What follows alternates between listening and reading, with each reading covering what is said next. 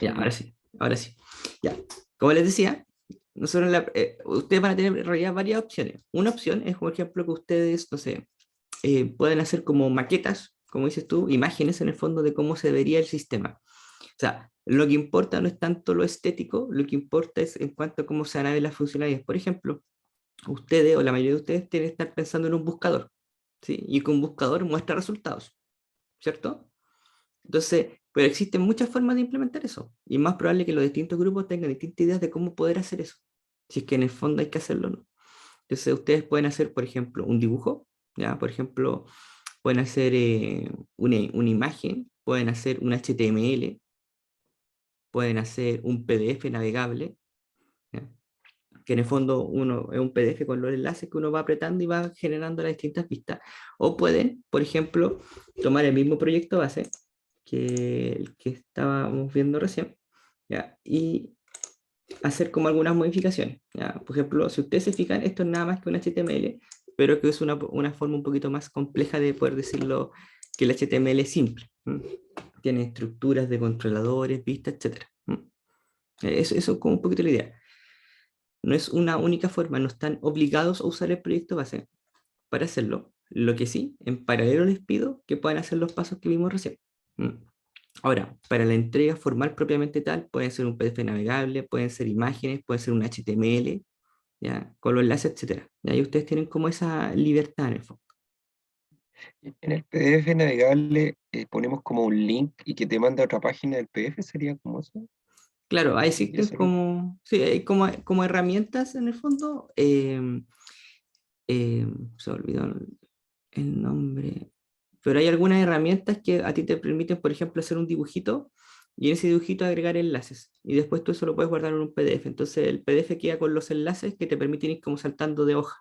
Y cada hoja es una posible vista, por ejemplo. Una vista tiene el dibujo del buscador, ¿ya? Y después tú puedes, bueno, y cuando uno quiera buscar, haces clic en el buscar y eso te va a llevar, por ejemplo, a una vista con los resultados, ¿ya? Y al final, por eso es que queda un PDF navegable, porque uno va apretando los enlaces y te va llevando. O pueden hacer una serie de imágenes con las cuales ustedes van presentando. Entonces, el objetivo en el fondo es como mostrar cuál es la visión del sistema que ustedes van a construir, ¿ya? Ese es como el objetivo de la presentación. Y podemos basarnos como en las historias de usuario para hacer, no sé, las vistas que queremos hacer. Ya, la idea claramente es como que se van basando en todo lo que han hecho hasta la fecha. O sea, la primera entrega fue como su entendimiento, la segunda parte fue como una definición o ajustes en base a las observaciones que fueron obteniendo sus respectivos tutores sobre el entendimiento del problema. Y ahora es basarse también en las historias de usuario que ustedes van a ir necesitando para la construcción. Nosotros pedimos en la primera entrega evaluar tres. Ustedes pueden tener más de tres y lo más probable es que tengan más de tres historias de usuario para poder hacer el sistema completo. La idea es que ustedes se basen en esas historias de usuario para alimentar el discurso que ustedes van a hacer en esa presentación. Si ustedes se fijan, las historias de usuario están bien orientadas, como su nombre dice, al usuario, ¿cierto? Y al valor que tienen desde la perspectiva del negocio. ¿Ya? Los usuarios hacen cosas porque necesitan ciertos valores del sistema, cierta importancia. ¿Ya? Y eso es como el espíritu un poco de la presentación que ustedes tienen que hacer. Por eso que las historias de usuario van a ser una guía para lo que ustedes quieren hacer. Si ustedes tienen una historia de usuario de, no sé, que el usuario busca para poder ver resultados, lo más probable es que ustedes tengan que construir vistas para que los usuarios puedan buscar para ver esos resultados. Y en la presentación ustedes van a mostrar el caso de cómo un usuario va a poder buscar para poder ver esos resultados. ¿Mm? ¿Se entiende? Sí, sí, ahí están preguntando algo de los mockups, que no sé a qué se refieren. Ya, Gracias. dice, ¿se puede hacer alguna página exclusiva para crear mockups? Sí, o sea, ahí ustedes tienen, y yo les dejo también un poco la libertad a ustedes de la forma en que ustedes quieran mostrar esto. ¿Mm? Pues insisto, pueden usar alguna herramienta. Lo importante claramente es que se tenga el acceso al resultado de su trabajo para poder evaluarlo. ¿Mm? Esa es la idea. ¿Mm? Que uno también los tutores puedan verlo, ¿ya? Pueden hacer las observaciones, que luego se pueda ver el video y se pueden hacer observaciones respecto a la presentación. Esa es la idea. ¿Mm? Por eso insisto un poco que las historias de usuario que ustedes construyeron van a ser como un input importante porque en el fondo fue lo que ustedes levantaron respecto a a lo que tiene que hacer el sistema para el usuario. Y ahora es el momento de mostrar, bueno, cuál es la idea del sistema que yo tengo en mente, ¿ya? Se puede usar PHP, si ustedes quieren puedo usar PHP, pero el sistema no se va a hacer en PHP. Tengan claro, para eso está el proyecto base que ahí aparece, la construcción va a ser en esa tecnología, no va a ser en PHP. ¿Mm? Por eso que también les pido ahí que prueben el proyecto base y los que quieran y se quieran, por decirlo así, invertir tiempo en armar quizá alguna vista en el proyecto base también lo pueden hacer. ¿Mm? Y si quieren, yo voy a tratar de dejar como una serie de instrucciones respecto a cómo poder quizás hacer una pequeña modificación en una vista como un paso a paso para que sea el comienzo para ustedes. Eso sí que ahí me tienen que esperar un tiempo para poder hacer el paso a paso respecto a cómo poder modificar una vista, pero lo voy a tratar de hacer para que quede disponible. Así como para responder una pregunta, ahí volviendo a la pregunta de Aníbal, si quieren hacer la maqueta en PHP, la pueden hacer en PHP, pero el sistema final no se va a construir en PHP, ya que eso lo tengan claro. Tiene que ser bonita la página. ¿A qué se refieren con que tiene que ser bonita? ¿A que tenga como estilo, hojas de estilo, ese tipo de cosas?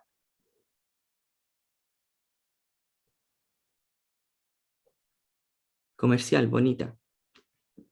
Mm, ya, si es si entendemos lo mismo, no no malinterpreten lo que voy a decir. No pierdan el tiempo tratando de que se vea muy bonita. Ya, por eso sí que se vea así como con estilos rebuscados, que traten de buscar la mejor hoja de estilos, que no pierdan tanto tiempo en refinar su hoja de estilo. La principal es poder expresar la funcionalidad, ¿ya? O bastaría con que funcione aunque sea solo texto y aparezca un Word. Es que si lo hacen un Word no se va a perder el sentido de lo que se quiere mostrar. La idea, traten de ustedes ponerse en el lado del cliente, ¿ya? Ustedes son un cliente, ¿ya? ¿Ya? Y ustedes me están contratando a mí para hacer un sistema. ¿Mm? A mí lo que más me interesa es que el sistema haga lo que yo quiero que tenga que hacer. Y en el fondo, a ustedes les interesa saber si la idea que ustedes tienen de lo que van a hacer es lo que se tiene que hacer. ¿Ya? Ese es el objetivo. Por eso, obviamente, no hagan algo que no tenga funcionalidades y que sea como, no sé, un texto plano con palabras escritas nomás y un paso a paso de lo que se va a hacer en el sistema. La idea es que ustedes puedan, ustedes como futuros desarrolladores, que van a tener que hacer después, saber si es lo que se va a hacer o lo que ustedes quieren hacer es lo que se tiene que hacer. ¿Ya? Esa es la idea. Pero a lo que voy, no se rebusquen pensando en buscar una mejor hoja de estilo, una mejor combinación de colores. No, tiene que haber un equilibrio, tienen que ser capaces de poder mostrar de forma clara el cómo va a quedar, ¿ya? Pero no pierdan el foco en la funcionalidad. Y para eso están las historias de usuario, ¿ya? Pues es como que va hilando un poco las cosas que hemos visto en función del proyecto que ustedes están realizando. ¿De acuerdo? ¿Se entiende un poquito?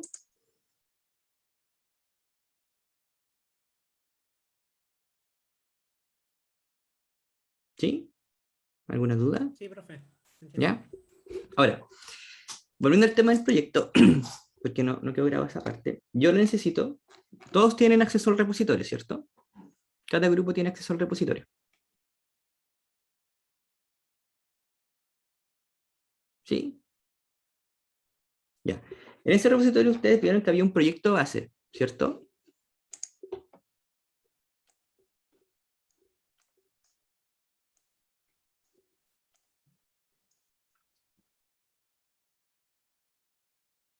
Ya.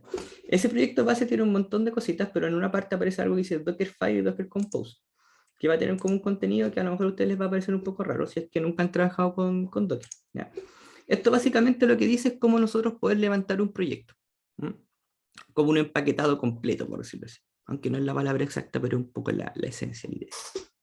Entonces, ¿qué es lo que yo necesito que hagan? Ustedes en la misma descripción del proyecto tienen dos líneas. Obviamente tienen que instalar todas lo que se necesita antes. Principalmente para hacer la prueba necesitan tener instalado Docker. Para poder hacer modificaciones van a tener que instalar Netcore. Pero ¿cuál es la idea?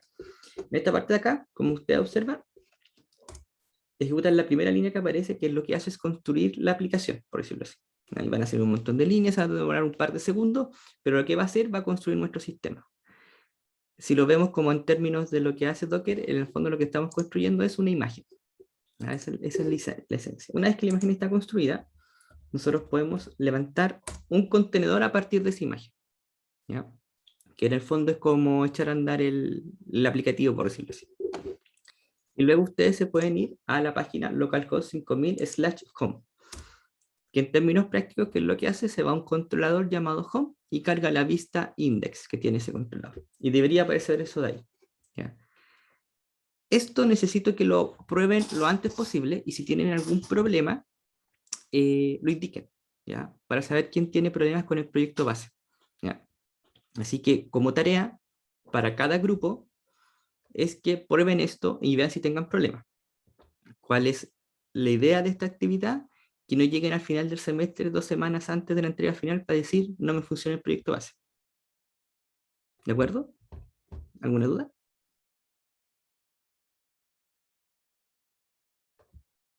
¿Se entiende la importancia de por qué tienen que probar esto? ¿Sí? Dígame. Sí, debe funcionar. ¿Ya? Tienen que instalar Docker, Netcore y ese tipo de cosas. Si no mal recuerdo, debiese funcionar, porque yo lo he hecho funcionar en Windows 7. Si no mal recuerdo, ¿ya? Puede que me esté equivocando, pero por eso es importante que haga la prueba. ¿Ya? Recuerden que hay ciertos prerequisitos que tienen que instalar Docker antes, etc. Al menos Docker para poder levantarlo. Después lo demás, si es que se quiere depurar, si se quiere hacer otras pruebas. ¿Ya? Yo voy a ver si es que les puedo anotarlo un paso a paso de hacer alguna modificación para dejárselo ahí como para que lo puedan utilizar. Pero hay paciencia porque no sé qué tan pronto se los pueda tener ya, pero voy a tratar de hacerlo como parte de lo que yo me puedo comprometer como para poder ayudarlos respecto al proyecto. Ya. Y ese es como va a cerrar el paréntesis del proyecto. Espero que se haya entendido sobre todo ¿cómo puedo decirlo? La esencia de la entrega 3. ¿Ya? Ya, la idea es utilizar lo que han hecho antes, porque eso va a ser lo que va a alimentar su discurso en la presentación. Y esa presentación está pensada en decirnos y mostrarnos al resto cuál es la idea de proyecto que ustedes tienen, cómo va a ser el sistema. Esa es la idea. Ya. Y ahora vamos a volver un poquito a lo que es el tema de la clase. Y vamos a trabajar, o vamos a hablar, mejor dicho, de algo que se llama ORM. No sé si ustedes alguna vez han escuchado hablar de ORM o han trabajado con algún ORM, por decirlo así. ¿Les suena?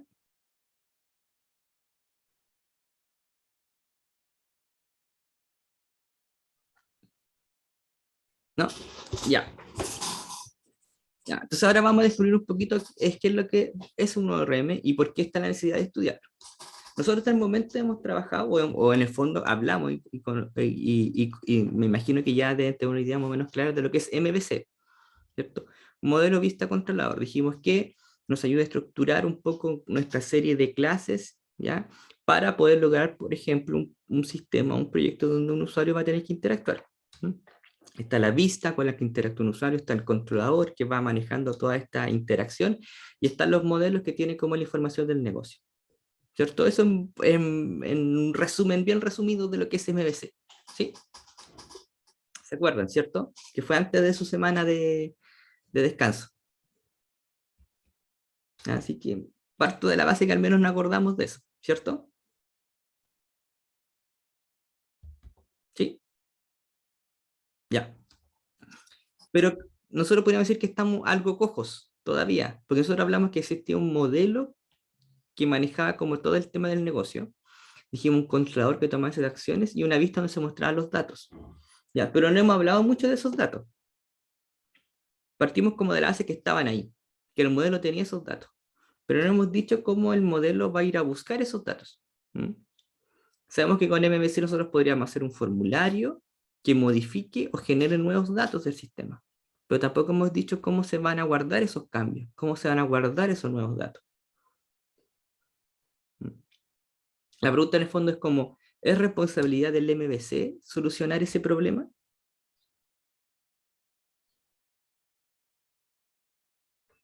en realidad no es tema del MVC cómo se persiste esa información, cómo se accede a esa información. Su responsabilidad es más que nada poder mostrar y gestionar los eventos. ¿Ya?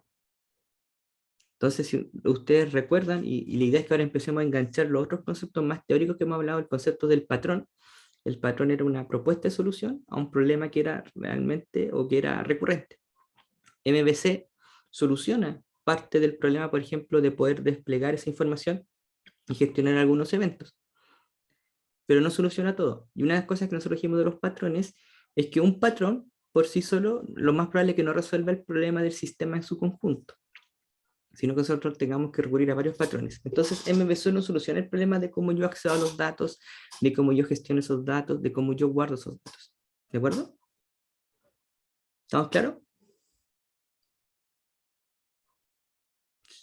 Sí, no, sí, sí, ya. Ya. Ok. Ya. Entonces, MVC no resuelve eso. Entonces, nosotros tenemos una necesidad en el fondo. Tenemos otro problema ahora. Ya. Sé que te puedo hacer el formulario, sé que puedo mostrarte una vista o una grilla con valores, pero me falta el cómo ir a buscar esos datos. Entonces, por eso que dice que muchas aplicaciones en el fondo, o la gran mayoría de las aplicaciones empresariales, tienen una parte, o tienen una parte más o menos importante que tiene que ver con el CRUD, ¿ya? Que es crear, leer, actualizar o eliminar datos. ¿Mm? Y MVC no se encarga de hacer eso. ¿Mm? Entonces ahí llegamos al tema de las que son las bases de datos. ¿Ya? Las bases de datos en el fondo nos sirven para poder guardar información, ¿cierto? Para poder consultar esa información, para poder actualizar esa información o incluso para poder eliminarla. ¿Ya?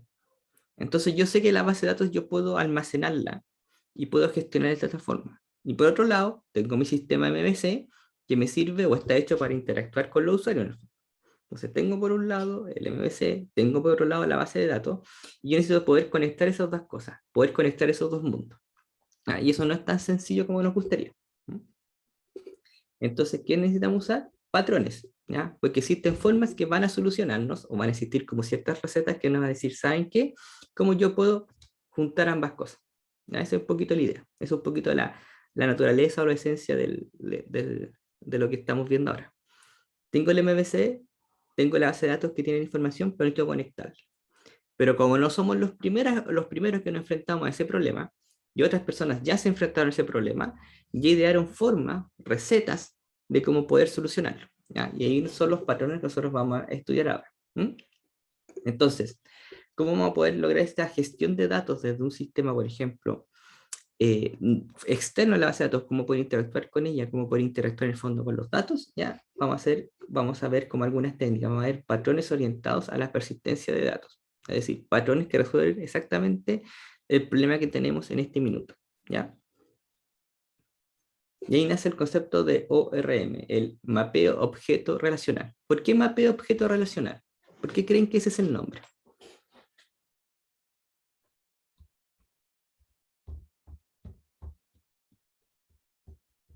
Incluso aparece por aquí. ¿Por qué ustedes creen eso?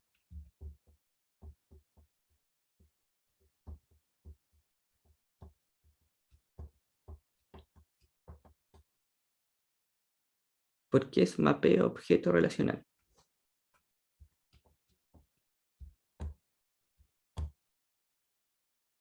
Ya, ¿qué es lo que hace el sistema? ¿A qué se refieren? ¿Qué es lo que hace el sistema? Por ejemplo, el sistema va a hacer muchas cosas. No sé, el sistema va... Las relaciones de los objetos. mm, Va por ahí, es como una pista, pero no es tanto. O sea, como que toca tangencialmente el porqué. Vamos leyendo lo que aquí aparece y vamos a ir descubriendo por qué se llama mapeo objeto relacional. Dice, técnica usada para traducir datos de tu sistema de base de datos relacional a objetos de una aplicación. ¿Qué son las bases de datos relacionales? ¿Ustedes conocen alguna base de datos relacional?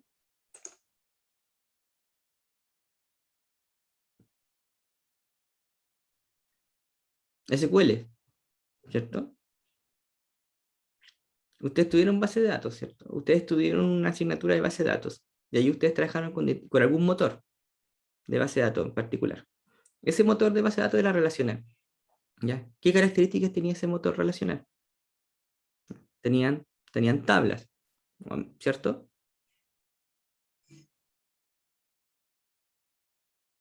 ¿Sí? Ya, trigger, bit, etc. Y habían tablas, habían asociaciones entre tablas, habían restricciones, ¿cierto? Asociaciones conceptuales que se traducían en restricciones que ustedes podían hacer en las tablas, restricciones de clave primaria, restricciones de clave foránea, etc. Ya. Entonces ustedes tienen todo un mundo relacional. El tema que el mundo relacional no se mapea exactamente a un mundo objetual. Nosotros estamos trabajando con el mundo objetual. De hecho, nosotros al principio de la asignatura hicimos un repaso de lo que era, ¿cierto?, el paradigma objetual, porque estamos trabajando, estamos basándonos un poco en la riqueza del paradigma objetual para, por ejemplo, poder construir nuestros sistemas, para la construcción de framework, etc. Entonces, ¿qué tenemos? Tenemos el mundo del mundo relacional de las bases de datos versus el mundo objetual de la aplicación que estamos construyendo. ¿Ya? Y no se traducen exactamente uno a uno. ¿Ya? Ese es el tema. Por eso aquí dice mapeo objeto relacional, objeto de la aplicación relacional del mundo de la base de datos relacionales y el mapeo entre los dos mundos. Por eso es el ORM, ¿ya? ¿Sí? Ahora, ojo, que dice un sistema de base de datos relacional. Existen más tipos de base de datos. ¿Ya? Las bases de datos relacionales no son el único tipo de base de datos que existe, ¿cierto? Existen distintos tipos de base de datos.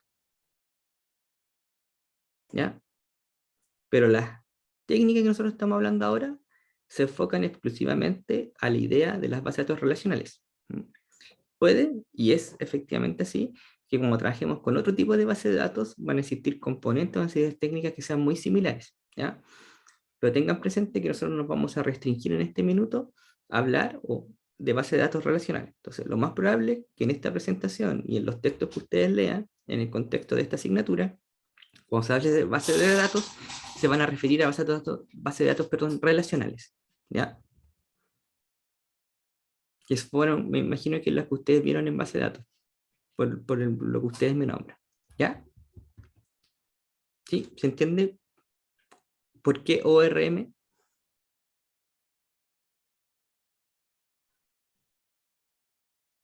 ¿Cuál sería el ejemplo de qué cosa?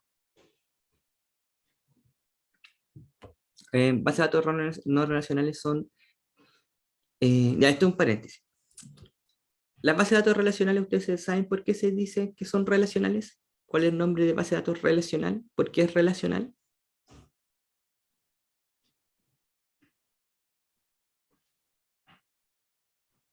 Ya, pero las tablas, ¿qué son en el fondo? Ya, no son porque son varias tablas que se relacionan. Ya, viene de otro tema. ¿Sí? ¿Alguien quiere decir algo? No. Las bases de datos relacionales se llaman así porque se centran o se basan en lo que se llama el álgebra relacional. Ya, el álgebra relacional es la base conceptual teórica de lo que son las bases de datos relacionales.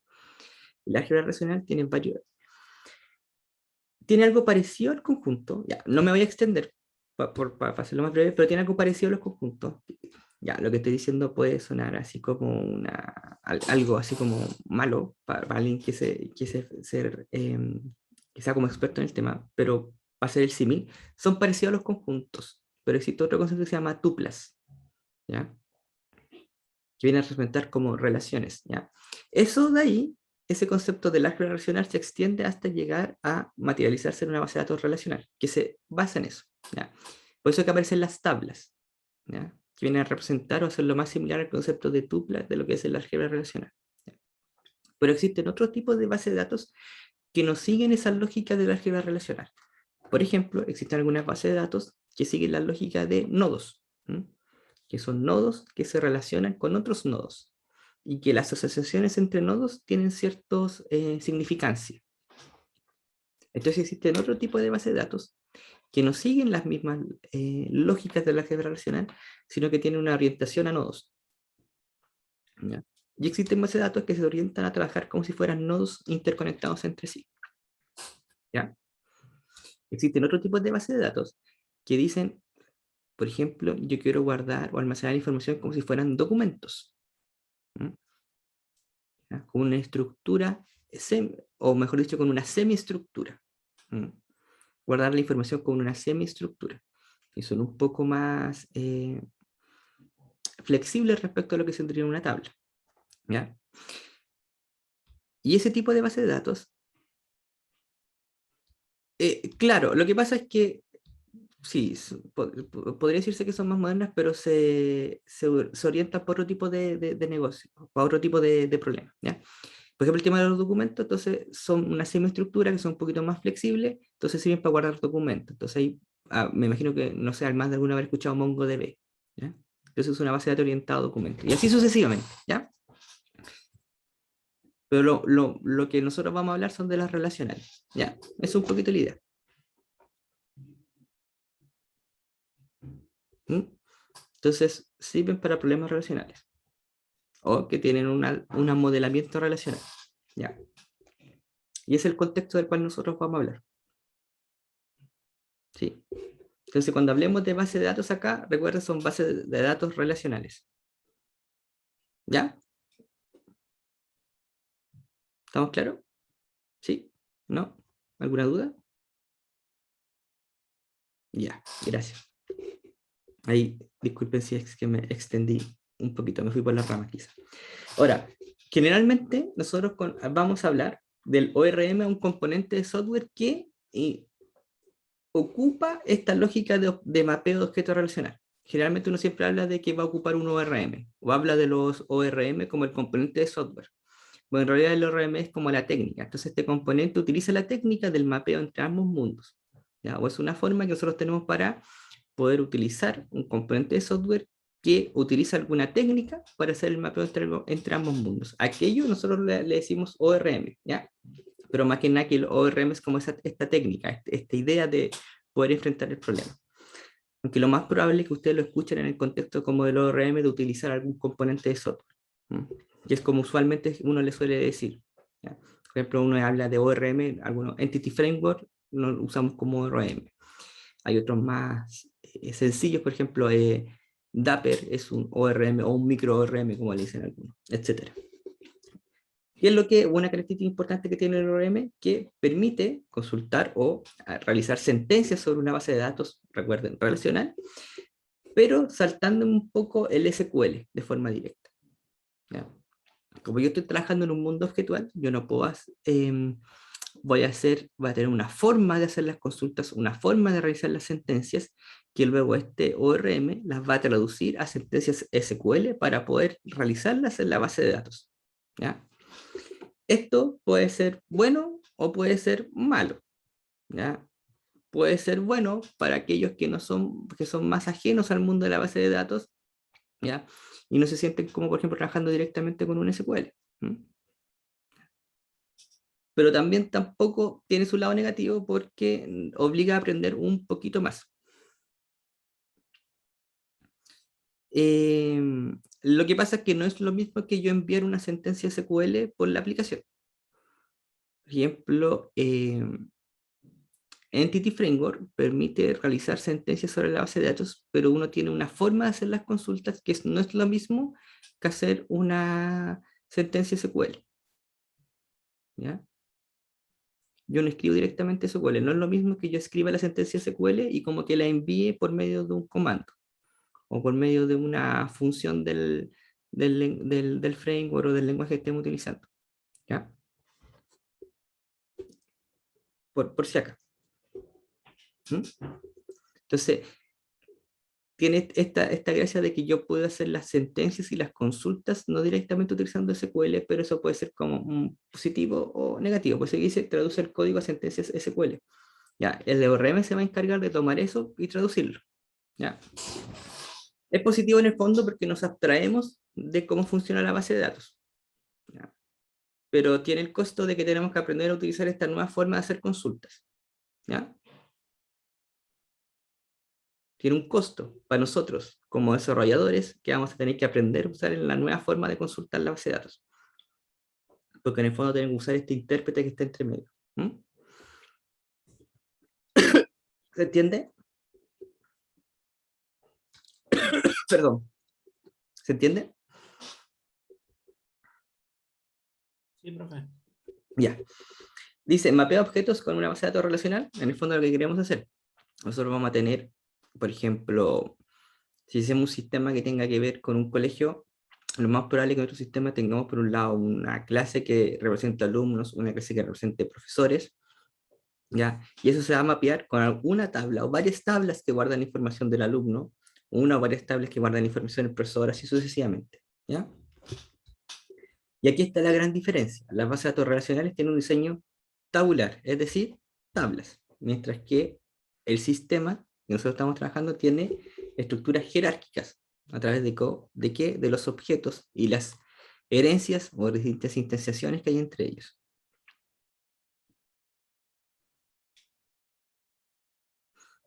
Sí, el ORM en el fondo va a ser eso, va a ser como un traductor. De hecho, es lo que trata de representar esta imagen. El ORM es esto, lo que está en medio. Aquí está la base, el mundo relacional, aquí está el mundo objetual. ¿Y qué hace él? Este papel de traducción entre uno y el otro. Nosotros no vamos a hacer la consulta directamente de la base de datos, sino que le vamos a preguntar al ORM la forma de, por ejemplo, si tengo un objeto en memoria que tenga la información de un cliente, el ORM se va a encargar, por ejemplo, de guardarlo él o en las tablas que están ahí. ¿Ya? De la misma forma que si necesito ir a buscar la información de un cliente en particular, yo la voy a ir a buscar, por ejemplo, en la base de datos, y el ORM se va a encargar de ir a buscarla y traerla.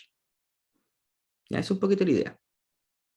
Recuerda que estaba hablando del mundo relacional, por eso que hablamos de que tienen un diseño tabular, de tablas, que representan tuplas, ¿ya? Esa es un poquito la idea. ¿Sí? ¿Se entiende? Por eso que hace este papel como de traductor. Entonces, ¿cuál es la gracia de utilizar el ORM? Que uno podría decir que es relativamente sencillo. Es sencillo porque nos va a abstraer de esto de acá y nos vamos a preocupar nosotros solamente de interactuar con él en vez de nosotros hacer la gestión directa con la base de datos. ¿Ya? Por eso hablamos de abstracción. Nosotros podemos manejar acá, hacer las modificaciones que queramos a nivel de código y podríamos mitigar los impactos hacia la base de datos de la misma forma que nosotros podríamos hacer modificaciones en la base de datos y mitigar los efectos en el código, aunque no siempre va a ser así. Van a haber, puede que hayan efectos, pero la idea es cómo controlar esos efectos. O el tema que es el ORM el que se va a llevar esa carga. Si hago modificaciones en la base de datos, lo más probable es que el ORM el que sufra modificaciones, lo mismo que yo hago modificaciones en el mundo objetual, el ORM el que se va a llevar la carga, ese componente que está entre medio. ¿Ya? Así que nosotros queremos mitigar los impactos de un mundo a otro. Ahora, obviamente en la práctica eso no es 100% así, siempre van a haber cosas que van a impactar de un lado a otro, pero el ORM disminuye ese nivel de impacto, por eso que aún mantiene esa lógica de abstracción, ¿ya? Y nos permite hacer como esa idea de cierto nivel de independencia entre ambos mundos, entre el mundo objetual y el mundo relacional, ¿ya? Ahora, tiene también un costo porque nosotros le estamos agregando como más grasa al sistema. Yo no voy a consultar directamente, tengo que pasar por el ORM. No voy a persistir directamente la base de datos, paso por el ORM y el ORM el que persiste. ¿Ya? No obtengo directamente los datos, paso por el ORM, quien busca los datos, los toma y me los devuelve. ¿Ya? Eso tiene un impacto, es tiempo, es mayor grasa que agrego al sistema, por decirlo así. ¿Ya? Y esa grasa va a hacer que yo me demore, los engranajes van a dar un poquito más lento. Ahora, para sistemas transaccionales, más o menos del día a día, por decirlo así, o con el que ustedes van a trabajar, no tiene grandes efectos. ¿Ya? Pero para un sistema que necesita utilizar un gran volumen de datos para hacer cálculos, cosas por el estilo, sí que va a tener efectos, sí que va a ser costoso ese ORM, porque es tiempo. ¿Ya? Entonces ahí hay que tener cierta precaución. Y por otro lado, lo que ya nosotros decíamos, requiere aprender a escribir operaciones usando algún componente del ORM. Si bien no va a hacer las consultas directas a la base de datos, tengo que hacerlo de alguna forma. ¿De qué forma? A través de las herramientas que provee el ORM. Y por ende tengo que aprender a utilizarlo. Y eso es un costo como desarrollador porque voy a tener que aprender a utilizar el ORM. Voy a tener que aprender a utilizar la herramienta. ¿Ya? Es un poquito la idea. Entonces, a grandes rasgos, me imagino yo, se entiende lo que es un ORM, ¿cierto? Ya. Y ahora la idea es que veamos formas de que se puede implementar un ORM. ¿De acuerdo? Entonces, la primera forma de poder implementar esto, la primera técnica, por decirlo así, se llama Active Record. ¿Y qué dice Active Record? Dice que nosotros vamos a tomar un objeto y en el fondo se va a mapear con una fila, por decirlo así, o en el fondo con una tabla, ¿ya? Que existe en la base de datos. Porque dice con una fila porque en realidad el objeto va a representar una fila. No representa la tabla completa, representa una fila. ¿Sí? Entonces la forma más sencilla de solucionar eso es que yo voy a tener un único objeto que se va a asociar a una fila completa de la base de datos. ¿Ya? Se va a tener no solamente la información o los datos de la fila, va a tener las acciones para poder interactuar con ella y va a tener también las acciones propias que son del dominio del negocio. ¿Sí?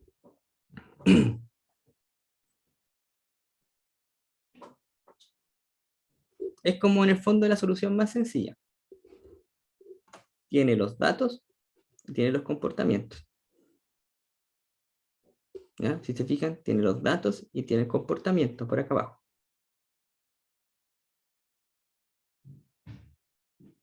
¿Sí? Entonces, como si yo tuviese una tabla, por ejemplo, en el colegio, una tabla que tenga la información de los alumnos, y los alumnos tienen nombre, apellido y curso. Y yo, por otro lado, creo un objeto, ¿ya? Que tiene alumno, que tenga como atributos nombre, apellido, curso, y que tenga la función ir a buscar alumno, insertar alumno, actualizar alumno, eliminar alumno. Y a lo mejor puedo tener otras funciones que sean como cambiar curso de alumno, que es más del negocio, ¿ya? Que va quizá a tener alguna lógica, etc. ¿Ya? Pero está todo dentro del mismo objeto. Si ustedes se fijan, es como la solución más sencilla, ¿cierto? Es como la primera aproximación que nosotros podríamos hacer para resolver el problema.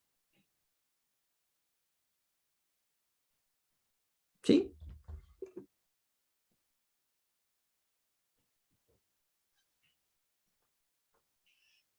¿Les parece que es una buena solución? ¿No les gustó la solución? ¿Le ven algún problema a la solución?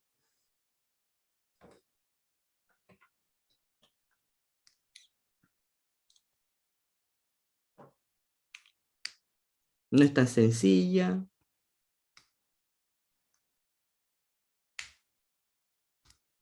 Si depende de otras como PK. ¿A cómo se refiere si depende de otras?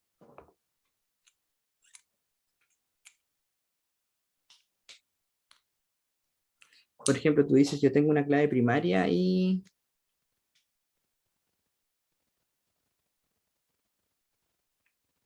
Ya, es que ese es un tema. Ese sería, por ejemplo, yo tengo un dato que es paramétrico. Supongamos región. Y los alumnos vienen de una región. Yo me voy a tabla región y elimino la región de Valparaíso. Entonces, entiendo que la pregunta va que yo tendría que ir y eliminar o hacer algo con todos los datos que tengan como región Valparaíso para hacer previamente la eliminación de Valparaíso, ¿cierto?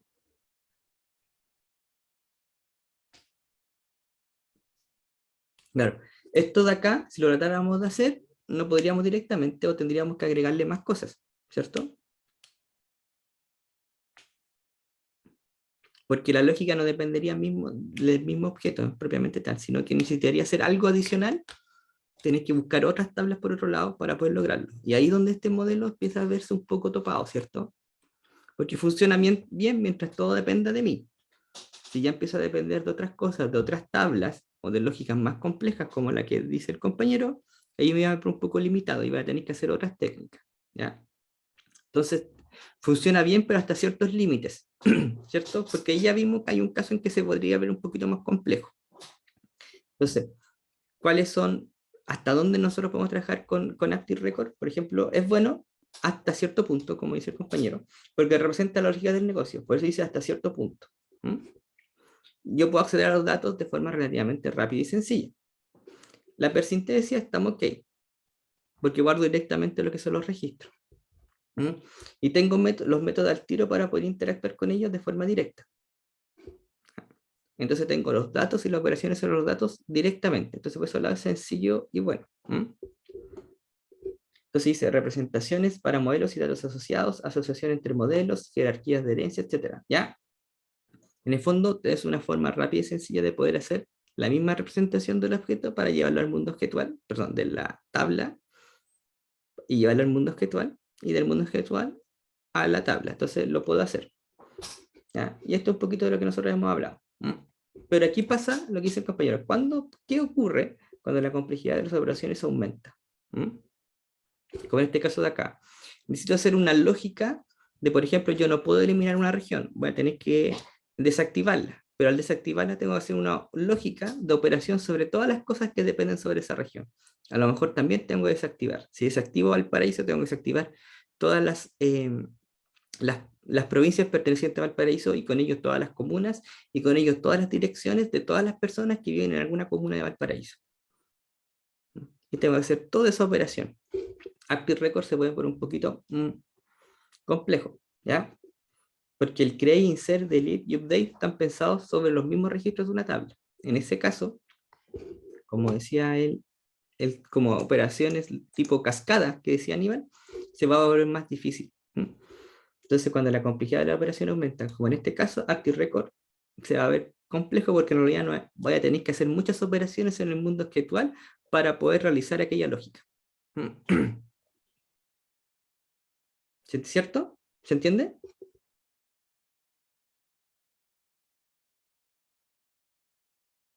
¿Sí? Ya. Aquí dice otro punto, dice, se acopla fuertemente al diseño de la base de datos. ¿Ya?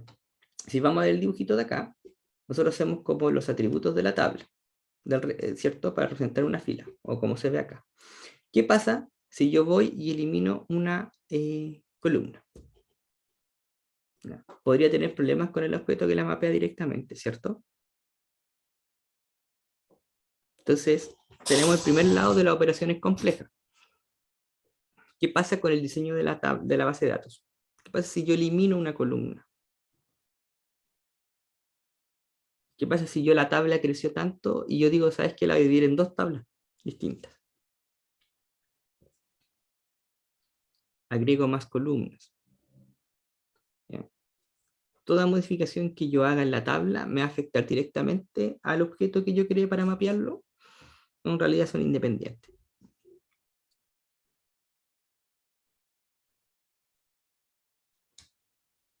Lo afecta, de hecho, lo afecta de forma directa. Entonces no son tan independientes como nosotros quisiéramos, ¿cierto? Por eso que está el segundo punto. Se acopla fuertemente al diseño de la base de datos. También relacionadas entre sí. Y si yo estoy en un escenario donde quizás vaya a cambiar mucho, podría tener ciertos problemas. Hay cosas que yo sé que lo más probable no cambie. Si yo tengo una tabla que representa región, otra provincia y otra comuna, lo más probable es que la estructura de esa tabla no cambie, y si cambia lo va a hacer tan poco que no sea ningún problema.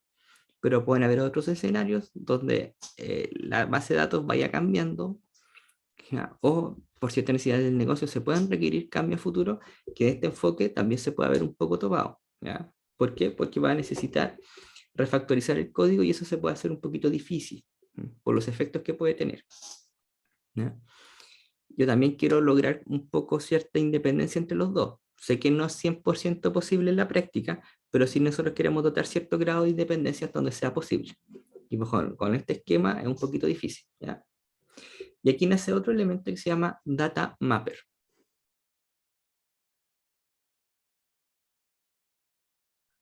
No es que no pueda cambiar, ¿ya?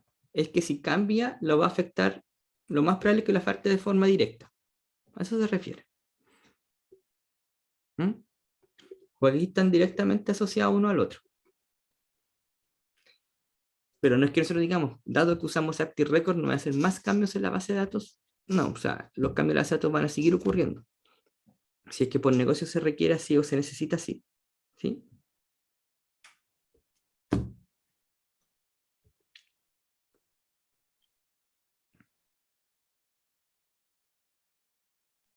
Sí, profe, me quedó claro. ¿Ya? Ahora, ante este problema de que las operaciones complejas es difícil llevarla a cabo porque voy a interactuar con varios objetos.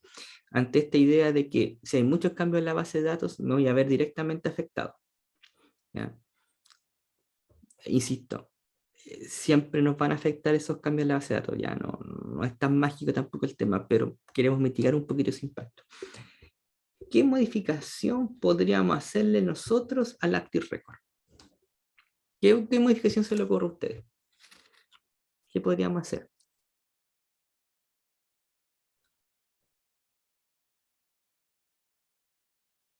Mirando, por ejemplo, esta imagen de acá. ¿Qué se les ocurre?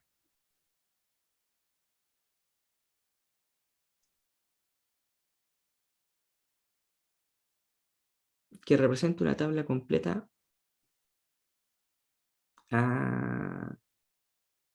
Ya.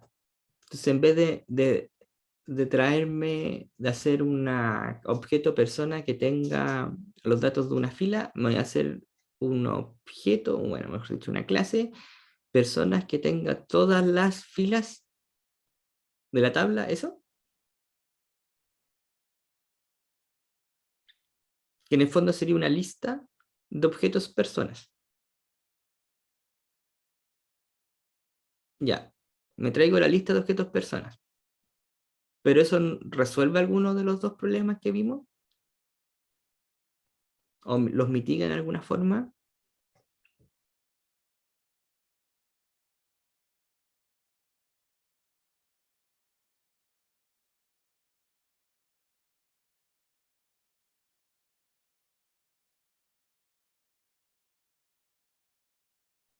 Claro, si nos fijamos bien, lo más probable es que el problema se mantenga.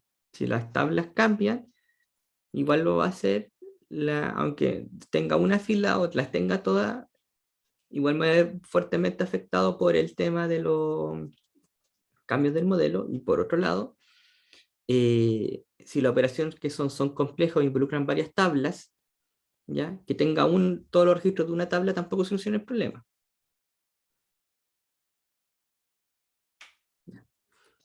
La herencia, ¿en qué sentido nos ayudaría la herencia?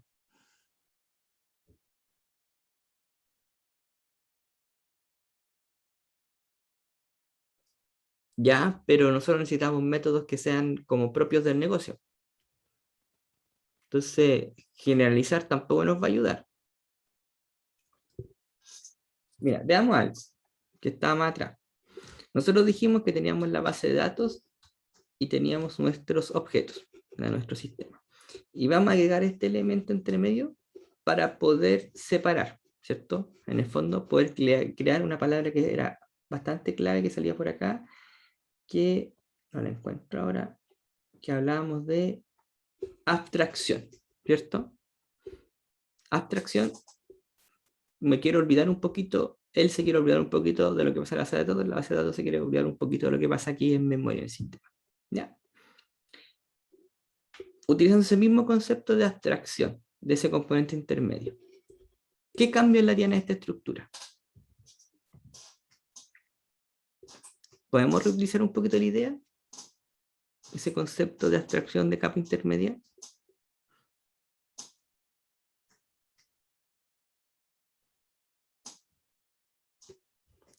¿Cierto? Podríamos agregar otro componente o podríamos agregar otro elemento intermedio, ¿cierto? Podríamos hacer algo que se llama, y esa idea nos va a llevar al data mapper. ¿Qué es lo que hace el data mapper? ¿Ya? Empezamos a agregar esta etapa aquí, ¿cierto? Intermedia. ¿Mm? Si se fijan, tenemos un mapeador. ¿Ya? Entonces, ¿de qué nos sirve ese mapeador? Que esta relación directa la vamos a tratar de mitigar un poquito con este elemento que va a estar entre medio. Esa lógica, dado los problemas que identificamos acá, motiva la existencia de algo que se llama data mapper. ¿Ya? ¿Qué es el data mapper? Bueno, estos son los problemas que identificamos. Es una forma de agregar una capa intermedia. ¿Ya? La misma lógica de abstracción que nos motivó al concepto de ORM es esa misma lógica que nos motiva un poco o motiva el patrón del data mapper. ¿Ya? Es decir, esa lógica de agregar algo como una frontera que no nos permita un poco olvidarnos de lo que hay para allá, la vamos a utilizar ahora. Ya eso en el fondo. ¿Mm? ¿Por qué? Porque la abstracción tiene asociado la aislación de responsabilidades entre una capa y otra. ¿Mm? Entonces, su responsabilidad es transferir datos entre las dos capas y también aislarlas. ¿Ya? Entonces, en vez de, me voy a devolver, perdonen que vaya de un lado a otro, en vez de yo hacerme cargo de todo, ¿ya? Lo que yo hago, separo las responsabilidades, ¿ya? Y genero un nuevo componente. Entonces, este componente se va a encargar de ciertas cosas, ¿ya? Él se va a encargar de tomar estas cositas, interactuar con la base de datos, tomar las cosas de la base de datos y llevárselos al objeto, ¿ya? ¿Por qué? Los objetos en memoria no necesitan saber que hay una base de datos, no necesitan el código en la interfaz de SQL y no tienen conocimiento del esquema de la base de datos, ¿ya? En el fondo, tomé la misma lógica del inicio y la traje para acá, ¿sí? Ahora, veamos un poco qué cosas podrían pasar, ¿ya? Si yo tengo la base de datos, o digo, la tabla, no sé, los nombres y los apellidos, o los dos apellidos materno y paterno, o primer apellido, segundo apellido, etc., como quieran decirlo ustedes, los voy a guardar en una misma tabla. Los tenía separados, perdón, en dos columnas distintas. Y ahora los junto en una misma columna.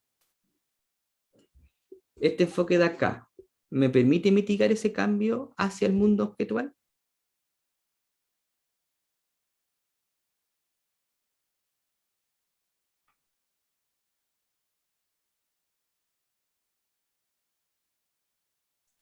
Ya, pero ojo, yo tengo el objeto y voy a tener apellido 1, apellido 2 como dos datos separados. En este caso de acá, ya, si yo tuviese, a ver, esperen. Esperen. Ya, supongamos, yo tengo el objeto. Oh, no se quedó, perdón. Aquí, dibuja. Y yo tengo el objeto, ¿ya? Y el objeto tengo acá apellido 1 y apellido 2, ¿ya? Y en mi tabla tengo apellido 1, apellido 2. Este enfoque me es feliz. ¿Va a bastar el enfoque que tenemos ahora? Con este de acá. Sí, ¿cierto? Porque yo hago esto nomás. Y todos felices. ¿Qué pasa ahora? Si es que yo...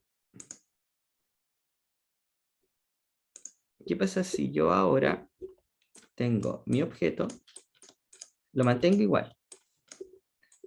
Apellido 1, apellido 2. Y aquí tengo mi tabla. Y ahora digo, ¿sabes qué?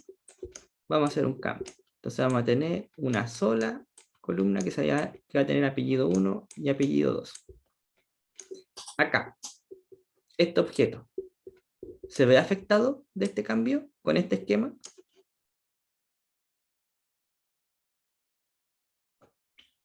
¿Se ve afectado? Sí, ¿cierto? Porque ahora yo no puedo mapearlo directamente, porque yo lo que hacía es que estaba directamente ligado acá. Entonces, no había nada. Entonces, ¿qué dijimos ante ese problema? Dijimos, ante ese problema, lo que yo voy a hacer es, espérenme, agregar fondo esta capita entre medio, ¿ya? Para poder separar un poquito y ver si puedo mitigar esos efectos. Entonces, veamos, ¿qué pasaría si yo ahora tengo el...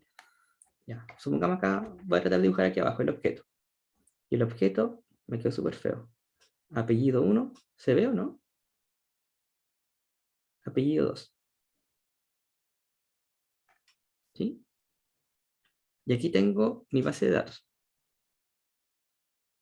Y mi base de datos, mi tablita va a tener la columna apellido 1, apellido 2. ¿Sí? ¿Sí? Dijimos que aquí no habría ningún problema porque él tomaría este apellido, uno aquí, y lo llevaría para acá, o viceversa, y hasta el momento estaríamos felices, ¿cierto? Y no habría ningún problema. Y en teoría estaríamos funcionando igual que el caso anterior, entonces no habría ninguna ganancia, ¿cierto? ¿Sí? Estamos, estamos operando igual que en el caso anterior y en este escenario no habría ningún problema. Ahora, ¿qué pasaría si volvemos a lo mismo? Entonces tenemos el objeto y el objeto tiene, no lo vamos a cambiar, apellido 1. Ahí les pido perdón por la letra porque no puedo hacerlo de mejor forma. Y aquí tengo apellido 2. Y en la tabla digo, ya, vamos a hacer el mismo cambio que hicimos delante. Apellido 1, apellido 2 en la misma columna. ¿Qué va a pasar? Tengo que modificar la clase persona que tengo acá. O podría hacer esto. Podría, este de acá se va a encargar de leer esto de acá y dividir el dato, quizás bajo alguna lógica, y guardar los dos lados. ¿Sí? ¿Sí o no? O sea, este de acá va a tener que sufrir modificaciones. Sí, ¿cierto? Pero él tiene que sufrir modificaciones.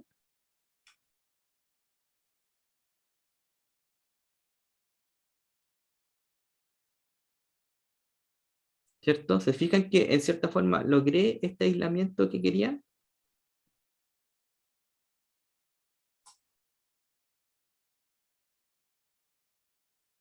Ahora, él se llevó el peso en el fondo, la mochila del cambio se lo llevó acá, pero logré esa aislación que quería respecto al mundo objetual y al mundo de la base de datos. Ahora, este mapper, el que se lleva el peso, pero él se encargó de poder traducir las cosas de un lado a otro. ¿Sí? ¿Se entiende la idea?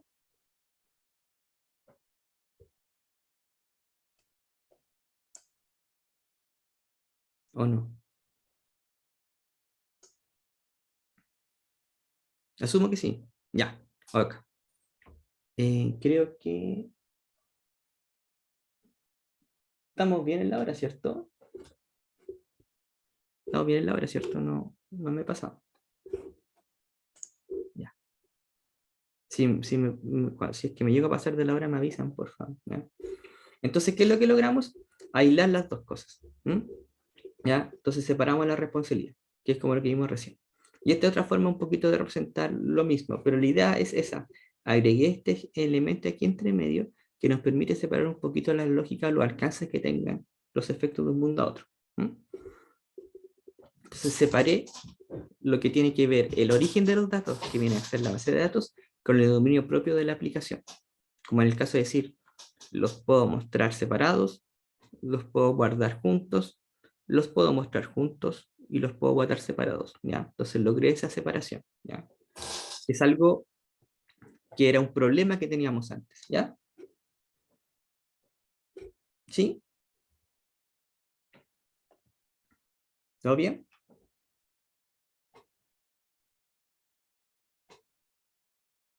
¿Sí?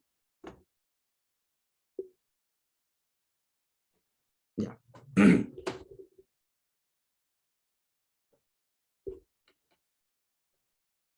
Acá, por ejemplo,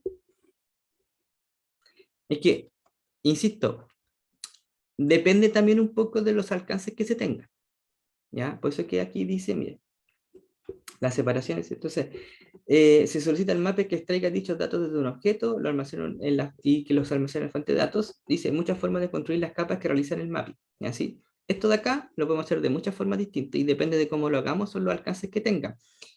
Pero, como un poco de lo que dice Aníbal, no, yo no puedo, si bien nosotros lo vemos como en el caso que lo podemos aislar completamente, es muy probable que si una de estas funciones de acá dependen de alguna forma en cómo los datos se están modificando, y él no pueda hacer alguna modificación al respecto, podrían verse afectadas, ¿ya? Y tendría que hacer cambios. Pero aún así y todo, puedo mitigar parte de esos cambios, puedo mitigar esos efectos.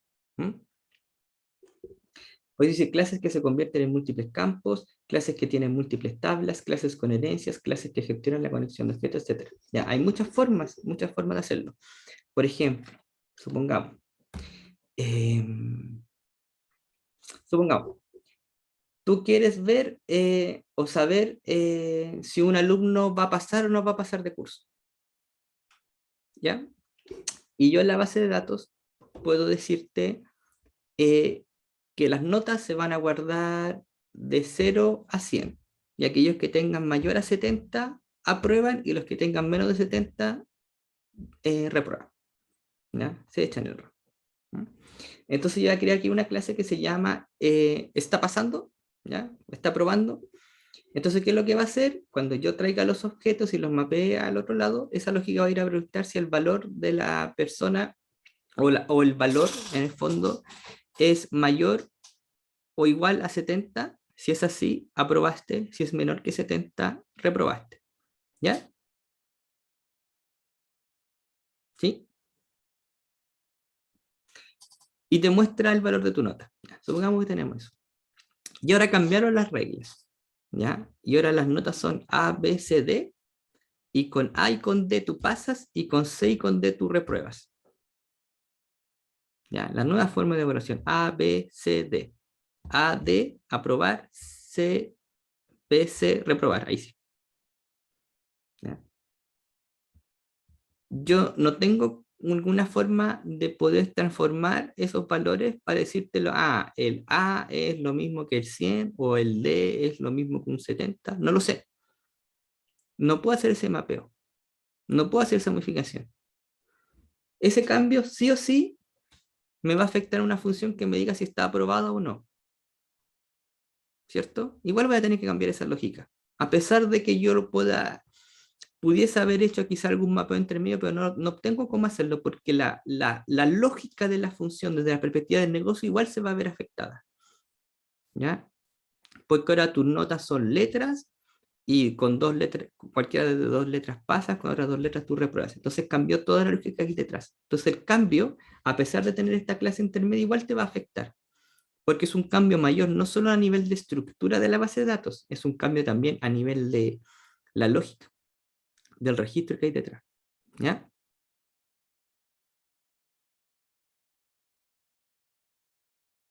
¿Sí? ¿Se entiende ahí cómo es esa diferencia? ¿Ya? Porque no es solo un cambio de estructura, también es un cambio complejo de la lógica que hay detrás del negocio.